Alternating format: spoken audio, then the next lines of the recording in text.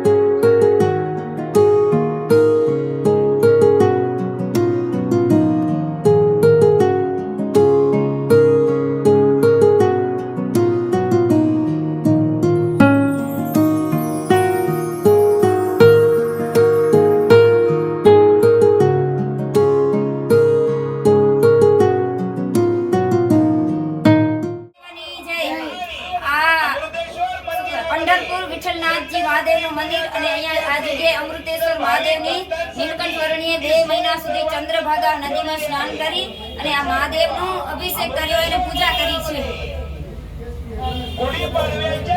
અલગ એ જો અર્ચા કરેલી।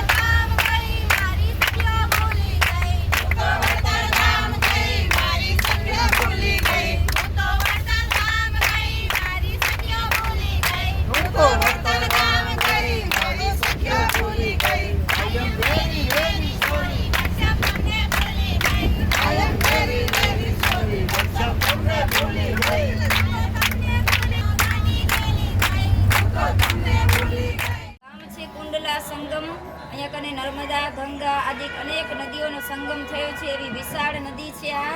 અને આ મહાદેવનું નામ છે સંગમેશ્વર મહાદેવ. સંગમેશ્વર મહાદેવ બહુ પ્રાચીન મહાદેવ છે.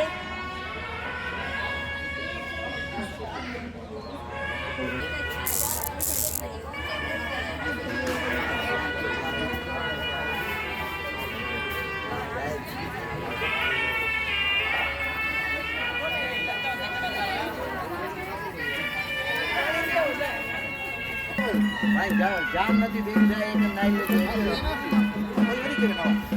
ખાઈ આપણે આ ભગત કહેવાય જો મારા લેતા જો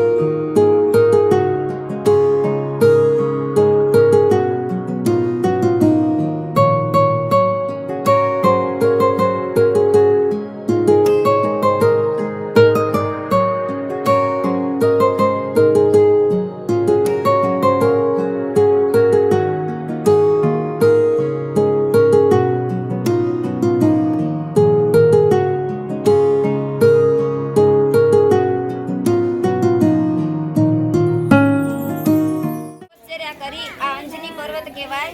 7000 વર્ષ સુધી તપશ્ચર્યા કરી અને તપશ્ચર્યાના અંતે એક વખત દશરથ રાજા પુત્રેષ્ટિ યજ્ઞ કરતા હતા. ત્યારે યજ્ઞ નારાયણે પડિયામાં પ્રસાદ આપ્યો. ત્યારે એક સમડી લઈ અને આ જગ્યાએ અંજની માતાના ખોળામાં મૂક્યો. એટલે સમય પછી સમય જતા અંજની માતાને પુત્ર થયો. એ જ્યાં હનુમાનજી અને હનુમાનજીના જન્મસ્થાન 7 કહેવાય, એમાંનું આ એક જન્મસ્થાન. અને 17,000 અને 87,000 17,87,000 વર્ષ હનુમાનજીને થયા છે. આ અંજની પર્વત ઉપર હનુમાનજીનો જન્મ થયો છે એવું આ પવિત્ર સ્થાન છે. હનુમાનજી મહારાજની જય. આ કિષ્કિંધા નગરી, અહીંયા કને વાલીના વધ પછી રામ ભગવાને કિષ્કિંધા નગરીના રાજા તરીકે સુગ્રીવને અહીંયા કને ગાદી ઉપર બિરાજમાન કર્યા. અને આ શંકર ભગવાન, રામ ભગવાન, લક્ષ્મણ, સુગ્રીવ અહીંયા કને દરરોજ એની ઉપાસના કરતા, શિવની અહીંયા કને દરરોજ આવતા. એવું આ પ્રસાદીનું સ્થળ છે.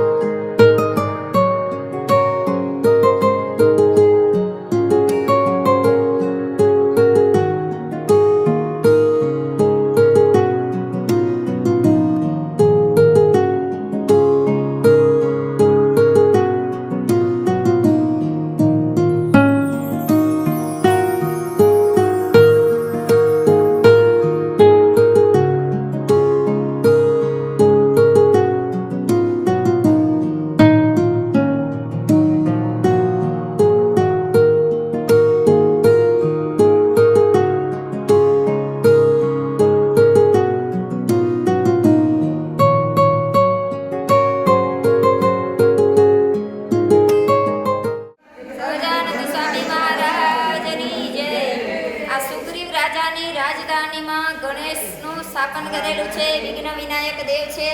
સુગ્રીવ રાજા વિઘ્ન વિનાયકની ઉપાસના કરતા અને ગમે તેવા કાર્યોમાં એની રક્ષા કરતા. સદા સર્વમાં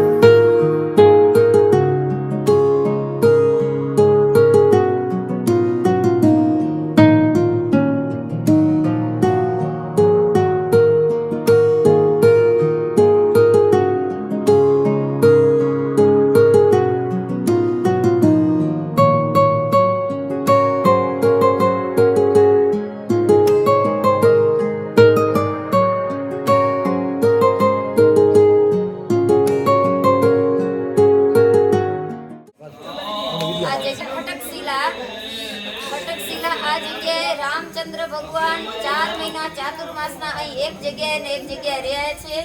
આ જગ્યાએ રામ, લક્ષ્મણ, સીતા અને હનુમાનજી એના દર્શન થાય છે. અને ડાબી બાજુએ જ્યારે સીતાજીને તુસા લાગી ત્યારે રામ ભગવાને બાણ મારી અને પૃથ્વીમાંથી પાણી કાઢી અને એની તરસને છુપાવી હતી. અને આ બાજુ પ્રદક્ષિણામાં એક ખટકશિલા હશે.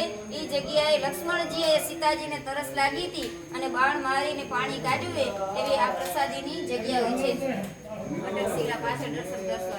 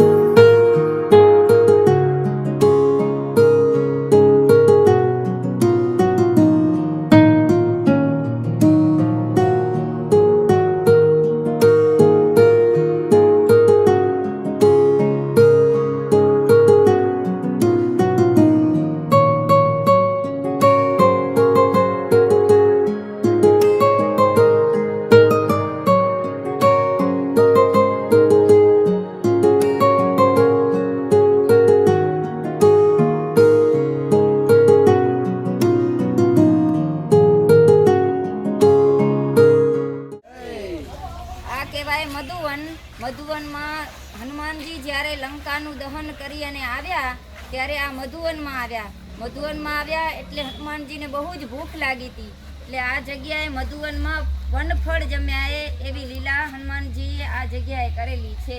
હનુમાનજી મહારાજની જય.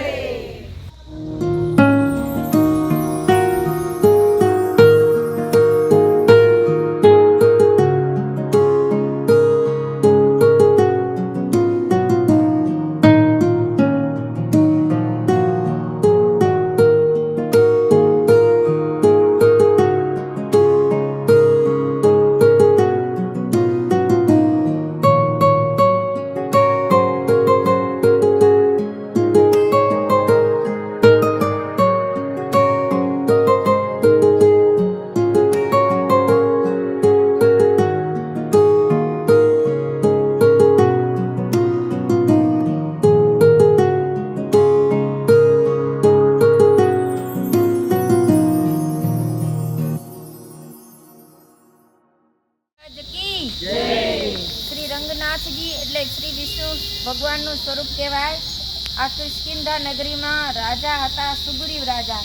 વાલીનો વધ કર્યો રામે એટલે પછી રાજગાદી ઉપર સુગ્રીવને સ્થાપના થઈ અને અહીંયા કને દરરોજ એના દર્શન પૂજન કરતા એવા શ્રી રંગનાથજી ભગવાન છે. બોલો શ્રી રંગનાથજી ભગવાન કી જય.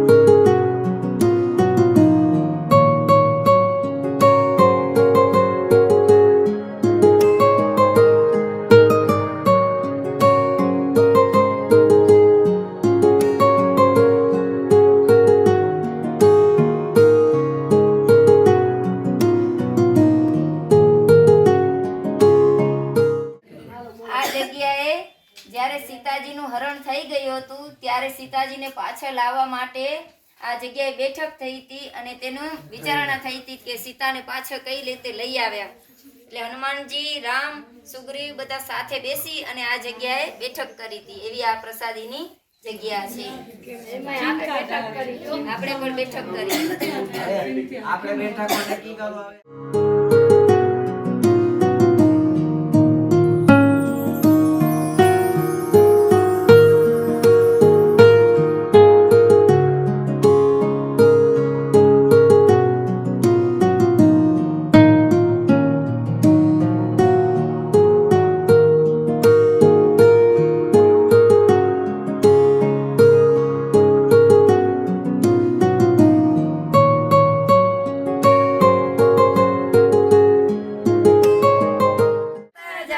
સ્વામિનારાયણ સ્વામિનારાયણ બોલતા જાઓ, આપને ધક્કો મારતા જાઓ.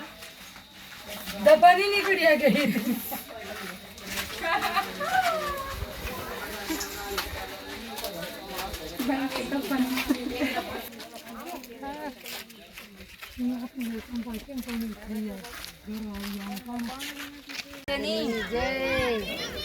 જ્યારે વાલીએ સુગ્રીવને કાઢી મૂક્યા ત્યારે સુગ્રીવ અહીંયા આવીને રોકાણા. સુગ્રીવની સાથે બીજા ઋષિઓ તપ કરતા હતા આ જગ્યાએ, અને વાલી પોતાની જ્યાં જગ્યા હતી ત્યાંથી અસુરોને મારી મારી અને આ જગ્યાએ હાડકા ફેંકે એટલે ઋષિઓના તપમાં વિઘ્ન થાય. વિઘ્ન થયું એટલે ઋષિઓએ શ્રાપ લીધો કે જે 7 જે તાડના વૃક્ષ દેખાય રહે ને એને જે એક બાણથી મારી શકશે ને એ જ આ વાલીનો વધ કરી શકશે. અને એવામાં તો રામ ભગવાન આવ્યા, એકી સાથે 7 તાડના વૃક્ષને બાણ મારી અને નાશ કર્યો. અને એ રામ ભગવાન દ્વારા જ વાલીનો પછી સામે જગ્યાએ વાલીનો નાશ થયો ને સામે જે ગોખલો હતો એ જગ્યાએથી રામ ભગવાને બાણ માર્યું અને વાલીનો વધ કર્યો.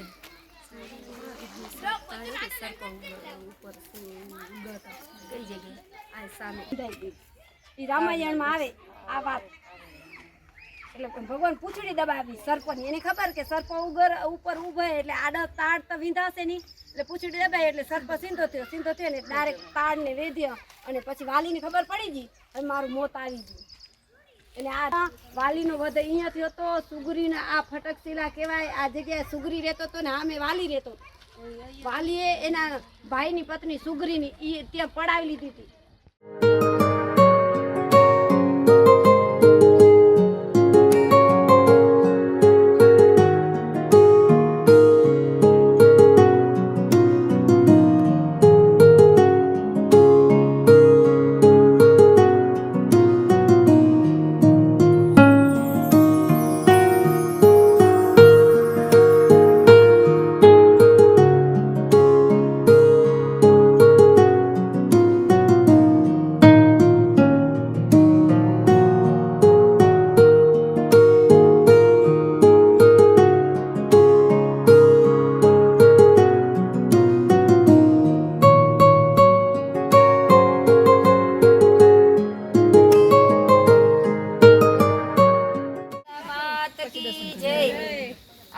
સુગ્રીવ અને વાલીના દુર્ગા માતા કુળદેવી કહેવાય. અહીંયા આ જગ્યાએ કુળદેવી માતાનું પૂજન કરતા આવ્યો.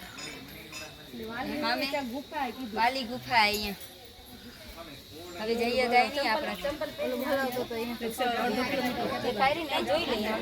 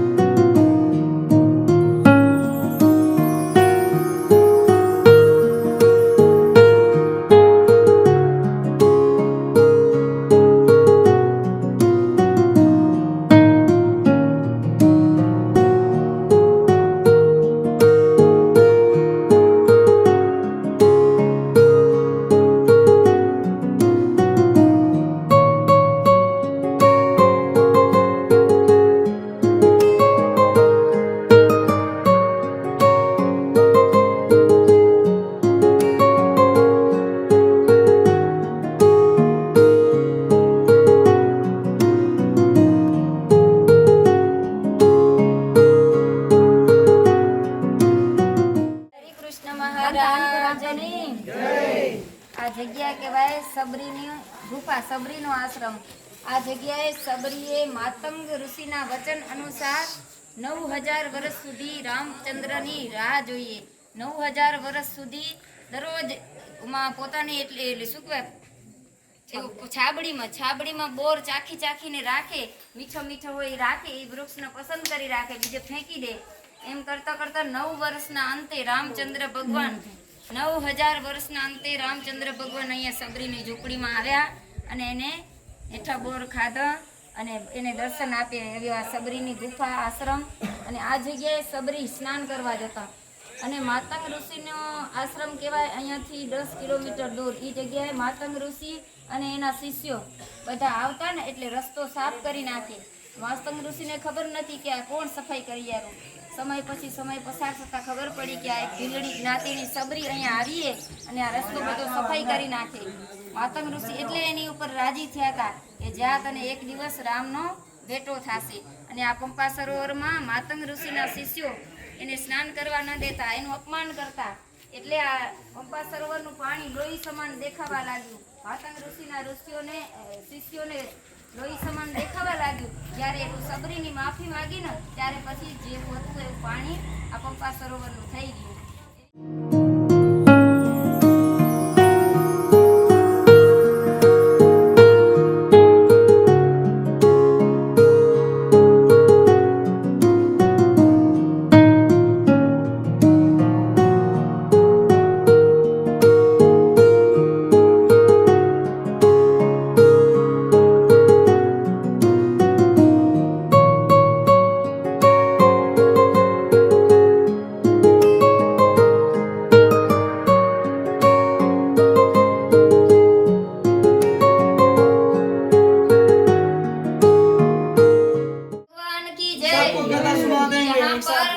रामचंद्र भगवान और सुग्रीव की मित्रता हुई थी, ऐसी ये गुफा है. यहाँ दोनों की दोस्ती हुई थी. सहजानंद स्वामी महाराज बाहर बैठते हो.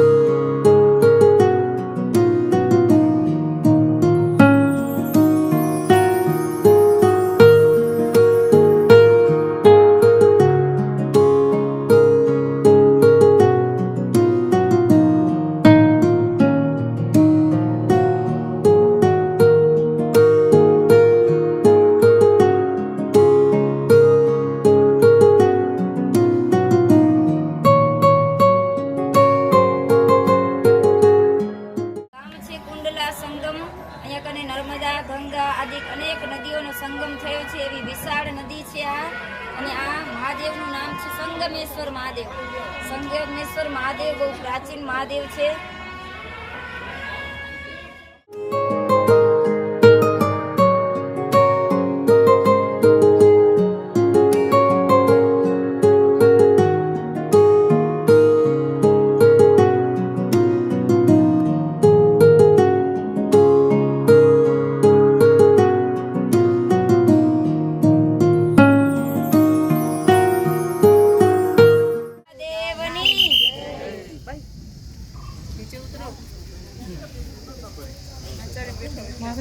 આ જગ્યાએ હલેબીડું કહેવાય. હલેબીડું એટલે તૂટેલું. અલાઉદ્દીન રાજા હતા, મુસ્લિમ રાજા. અલાઉદ્દીન ભાંગી નાખેલું. એનાથી પહેલાં એનું નામ હતું દ્વાર સમુદ્ર. દ્વાર સમુદ્ર હતું અને અલાઉદ્દીન ભાંગી નાખ્યું એટલે નામ પડ્યું હલેબીડું. અહીંની ભાષામાં હલેબીડું એટલે તૂટેલું. આ લોકો બોલે ને હલેબીડું એટલે તૂટેલું કહેવાય. અને આ જગ્યાએ શાંતેશ્વર મહાદેવે શાંતેશ્વર મહાદેવની પૂજા અહીંના રાજા વિષ્ણુવર્ધન રાજા એની શાંતેશ્વર મહાદેવની પૂજા રાણી કરતા રાજા અને હોયલેશ્વર મહાદેવની પૂજા રાજા કરતા. એટલે પહેલાં આવશે શાંતેશ્વર મહાદેવ, પછી આવશે હોયલેશ્વર મહાદેવ. સહજાનંદ સ્વામી મહારાજ.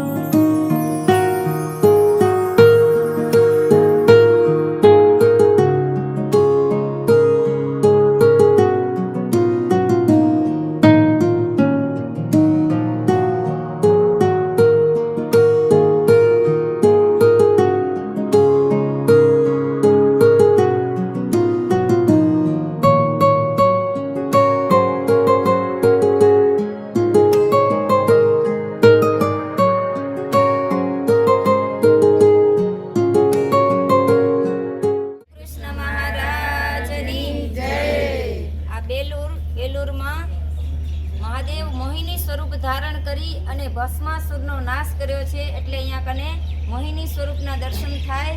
અને આ મંદિર રાજા વિષ્ણુવર્ધને જ બંધાવ્યું અને આખા ભારતમાં આ નકશીકામે ને એનો પહેલો નંબર આવે. અને આ જગ્યાએ કુંડ છે એનું નામ છે વાસુદેવ પુષ્કરણી કુંડ. એ જૂનો પુરાણો હે. અને અહીંયા ઓલો સ્તંભ હે ને, એ સ્તંભ ઉપર કોઈનો આધાર નથી. સ્તંભ ઉપર કોઈ આધાર નથી. એની નીચેથી પાનું નાખશું તો સળંગ નીકળશે આર પાર. એ સ્તંભ છે જૂનામાં જૂનો સામે. આને પણ તોડી નાખવામાં આવ્યું. હશે એવું એ લાગે.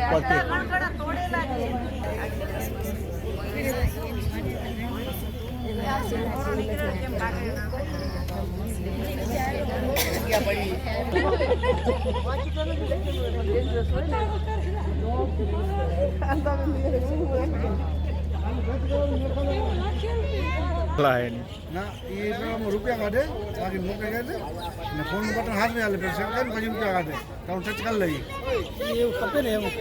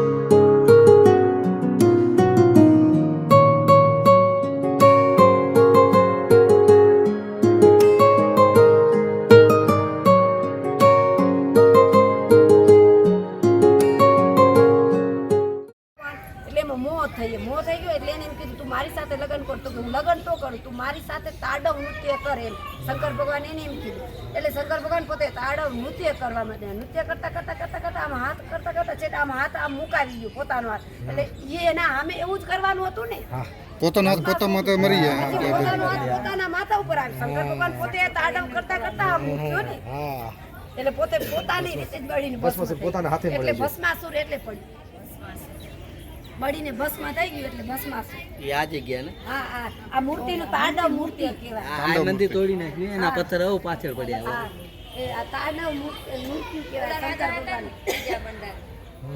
જય પ્રહલાદજીને અહીંયા આ જગ્યાએ રાજ્ય ગાદી મળ્યા પછી પ્રહલાદજીએ વિચાર કર્યો કે મારે હવે રાજ્ય ગાદી મારા પુત્રોને સોંપી અને આ જગ્યાએ તપ કરવું છે. તો પ્રહલાદજી આ જગ્યાએ તપ કર્યું. એટલે તપ કર્યા પછી નૃસિંહ ભગવાન એના ઉપર પ્રસન્ન થયા અને એને દર્શન આપ્યા પ્રહલાદજીને માગવાનું કહ્યું. તો પ્રહલાદજી એટલું જ કહ્યું કે રાજી થયા હો તો મને એટલું જ વરદાન આપો કે તમે અહીંયા કને ભક્તોને દર્શન આપી અને દર્શનનું સુખ આપજો. આ ડુંગર ઉપર કાયમ માટે ભક્તોને દર્શન આપે અને સુખ આપે એના માટે પ્રહલાદજીએ વરદાન માંગી લીધું એ નૃસિંહ ભગવાન પાસે. આજને આજ દિવસ સુધી આ જગ્યાએ નૃસિંહ ભગવાનના એવા ને કલ્યાણ કુંડમાં જ્યારે પ્રહલાદજીને દર્શન આપ્યા નૃસિંહ ભગવાને, ત્યારે નૃસિંહ ભગવાનના શરીરમાંથી જે પરસેવો છૂટ્યો એના બિંદુમાંથી કલ્યાણ કુંડ બન્યો છે અને કલ્યાણ કુંડમાં જે સ્નાન કરે એના જીવાત્માનો મોક્ષ થાય છે. સહજાનંદ સ્વામી મહારાજની જય. બધી જગ્યાએ ખોલે બંધ ન થાય.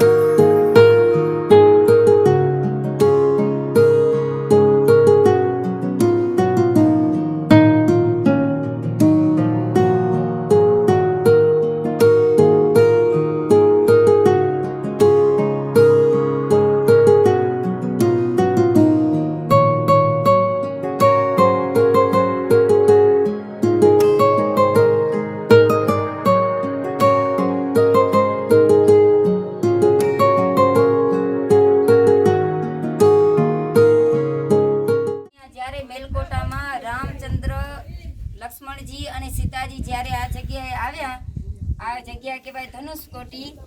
સીતાજી રજસ્વલા ધર્મમાં હતા એટલે સીતાજીને સ્નાન કરવું હતું. તો લક્ષ્મણજીએ બાણ માર્યું નીચે પથ્થરમાં, તો પાણી ના આવ્યું. એટલે રામચંદ્ર ભગવાને બાણ માર્યું અહીંયા એટલે તરત જ પાણી અધર આવ્યું અને પાણી નીકળ્યું અને સીતાજીએ આ જગ્યાએ સ્નાન કર્યું છે એવું આ પ્રસાદીનું સ્થળ છે. સહજાનંદ સ્વામી મહારાજ.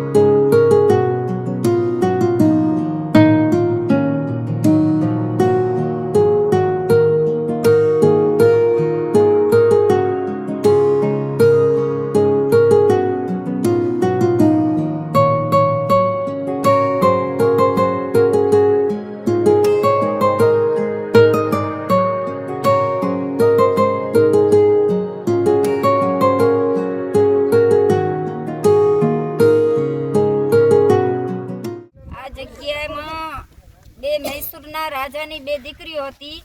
મોટી દીકરીએ કુંડ બનાવ્યો, એમાં કુંડમાંથી જળ આવ્યું તો અહીંયા ભગવાનના અભિષેક માટે એ જળ વપરાતું હતું. એટલે એની નાની બેનને ઈર્ષ્યા આવી કે મોટી બેને કુંડ બનાવ્યો, એનામાંથી જળ નીકળ્યું, ભગવાનના અભિષેક માટે વપરાય તો હું કેમ ન બનાવું. પછી નાની બેને કુંડ બનાવ્યો, એમાં પાણી આવ્યું તો ગટર જેવું આવ્યું. એટલે ઓલી નાની બેને ઈર્ષ્યા કરી, નીચેથી કાણું કર્યું અને આ બાજુનામાં આવવા દીધું. પણ આ બાજુનું જે સ્વચ્છ પાણી હતું ને એ એવું ને એવું રહ્યું ને આજ દિવસ સુધી એ બધાને માટે ઉપયોગમાં આવે છે. મોટી બેન બડી વાલી કા હે કોણ છોટી વાલી આ જગ્યાએ કાવેરી નદી રસ્તામાં આપે આવે. કાવેરી નદી પ્રસાદીની કાવેરી નદીએ તપ કરીને તપ કર્યું એટલે વિષ્ણુ ભગવાન પ્રગટ થયા. એ વિષ્ણુ ભગવાન રંગનાથ રૂપે શેષશૈયામાં સુતાય અને કાવેરી નદી પ્રગટ રૂપે એના ચરણ ચાકર્યા. નાના મૂર્તિ તમે જોયા હશે. 1200 વર્ષ આ મંદિર જૂનું છે. 1200 વર્ષ થઈ ગયા. કાવેરી નદી પ્રગટ કર્યા એને વિષ્ણુ ભગવાન પોતાના તપથી તપ કર્યું. આપણે કેટલા દિન તપ કર્યું.